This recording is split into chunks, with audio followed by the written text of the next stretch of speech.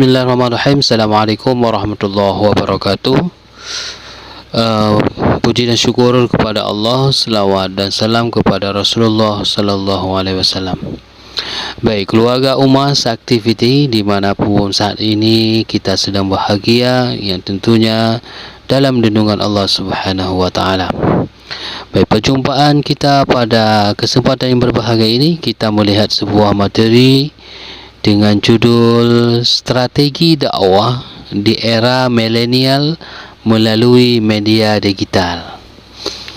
Nah, keluarga Umas Aktiviti yang berbahagia, materi ini adalah yang disampaikan oleh Bapak Dr. Haji Am Fakir Muhammad MA pada satu kegiatan adalah penguatan kapasitas para penceramah atau dai yang ada di Provinsi Aceh. Para pendengar dimanapun anda berada yang dimuliakan oleh Allah Subhanahu wa taala, judul ini adalah yang sangat menarik kita bahas, di mana strategi dakwah di era milenial melalui media digital. Nah, strategi dakwah adalah perencanaan yang berisi rangkaian kegiatan yang dikonsep dan didesain untuk mencapai tujuan dakwah. Rangkaian kegiatan dengan menggunakan metode dan pemanfaatan berbagai sumber dan cara-cara dalam berdakwah dengan segala daya dan kekuatan. Strategi dakwah adalah usaha untuk mencapai kemenangan dan kesuksesan dalam berdakwah, tentunya menyampaikan risalah Allah Azza wa Jalla. Metode dakwah dan cara berdakwah yang diterangkan Allah di dalam Al-Quran yang terdapat dalam surah An-Nar ayat 125. Ayat ini tetap berlaku sampai akhir zaman, melalui zaman kuno, klasik, modern, milenial, dan sampai dengan dunia ini berakhir atau kiamat. Nah, Allah Subhanahu wa taala berfirman, Bismillahirrahmanirrahim, Ud'u ila sabili rabbika bil hikmah wal mau'izatil hasanah wajadilhum billati hiya ahsan. Inna rabbaka huwa a'lamu biman shalla an sabili wa huwa a'lamu bil muhtadin. Yang artinya adalah, serulah manusia kepada jalan Tuhanmu dengan hikmah dan pelajaran yang baik, dan bantahlah mereka dengan cara yang baik. Sesungguhnya Tuhanmu dialah yang lebih mengetahui tentang siapa yang tersesat dari jalannya, dan dialah yang lebih mengetahui orang-orang yang mendapat petunjuk. Nah, hadirin rahimakumullah, para pendengar dimanapun anda berada, berdakwah dengan cara yang bijak dan bijaksana, menggunakan bahasa yang santun adalah bagian dari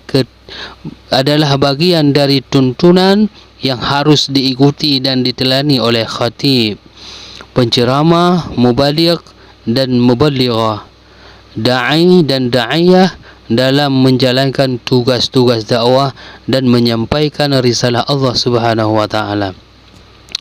Nah, memberikan pelajaran yang baik, tausiah yang menyenangkan, yang berisi ilmu dan menambah keimanan dan ketakwaan kepada Azza wa Jalla, berakhlak mulia dalam berdakwah, memberikan suri tauladan yang baik, uswatun hasanah, seperti contoh yang diperankan oleh Rasulullah sallallahu alaihi wasallam, mendiskusikan suatu dengan cara santun, tegas dan beretika terhadap orang-orang yang berencana untuk melecehkan dakwah Islam. Nah, hadirin rahimakumullah, para pendengar yang berbahagia, bagaimana yang lebih efektif dakwah di era milenial. Nah, metode dakwah yang efektif di era milenial dapat diupayakan dengan berbagai macam cara. Yang di antara lain, yang pertama adalah mengoptimalkan semua potensi dalam kegiatan dan usaha-usaha dakwah. Yang kedua adalah melakukan studi banding atau rihlah Islamiah dari banyak sumber dan media. Yang ketiga, berhati-hati dengan berbagai macam kepentingan kelompok, golongan, partai dan aliran-aliran. Allah Subhanahu wa taala berfirman dalam surah Al-Maidah ayat 8, ya. Yang maknanya adalah, hai orang-orang yang beriman, hendaklah kamu jadi orang-orang yang selalu menegakkan kebenaran karena Allah, menjadi saksi dengan adil, dan janganlah sekali-kali kebencianmu terhadap suatu kaum mendorong kamu untuk berlaku tidak adil. Berlaku adillah, karena adil itu lebih dekat kepada takwa. Dan bertakwalah kepada Allah, sesungguhnya Allah Maha mengetahui apa yang kamu kerjakan. Nah, para pendengar dimanapun anda berada, selalulah berhusnuzan dan berprasangka baik dengan semua pihak. Jangan kasar dan menyebabkan permusuhan, tetapi santun, lembut, tegas dan merangkul semua orang untuk dapat menerima dakwah risalah Allah Azza wa Jalla. Nah, yang keempat, hadirin berbahagia, para pendengar yang mulia, perlunya kerja tim atau disebut dengan teamwork. Sebagaimana Allah Subhanahu wa taala berfirman dalam surat Al-Anfal ayat 73, yang maknanya adalah, adapun orang-orang yang kafir, sebagian mereka menjadi pelindung bagi sebagian yang lain. Jika kamu, hai para muslimin, tidak melaksanakan apa yang telah diperintahkan Allah itu, niscaya akan terjadi kekacauan di muka bumi dan kerusakan yang besar.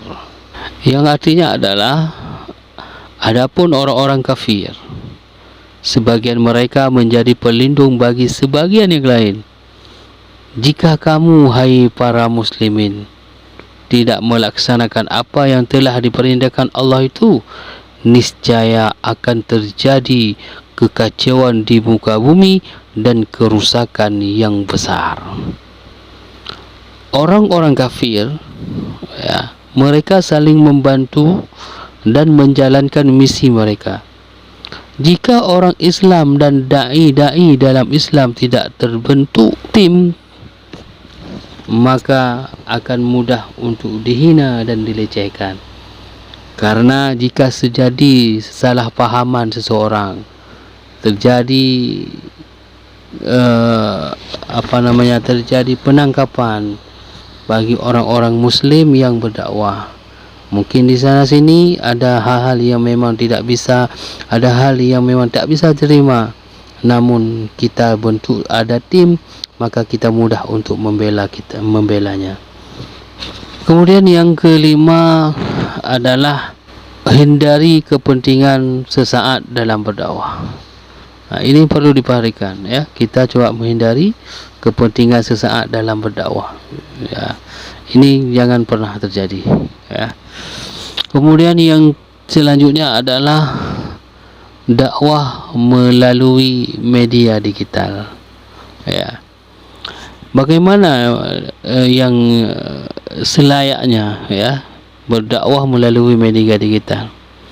Nah, umat Islam dan para mubaligh serta mubalighah harus menyadari bahawa zaman ini adalah zaman milenial, bahawa dunia maya di era digital ini menjadi tren, gaya dan ladang baru dalam berdakwah. Hal ini berdasarkan fakta bahawa masyarakat, khususnya di Indonesia, sudah banyak beraktivitas secara digital dengan memanfaatkan media sosial sebagai lahan berinteraksi dengan orang lain. Dan sebagian mereka lalai dan sibuk sehingga terhalang mereka untuk beribadah dan berdakwah.